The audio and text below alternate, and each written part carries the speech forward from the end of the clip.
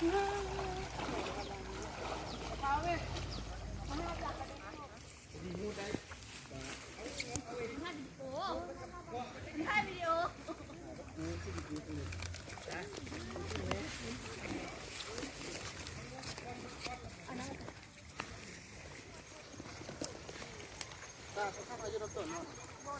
ห่มกระเป๋าค่ะตัวเอาไว้กระห่มกระเป๋าค่ะวะเอาไว้ห่มกระเป๋าค่ะไปห่มกระเป๋าถ่ายอยู่นี่ไหมถ่าย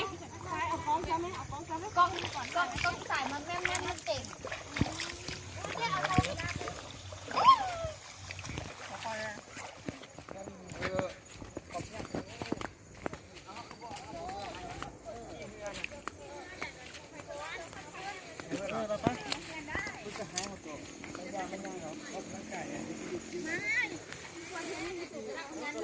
เดี๋ยว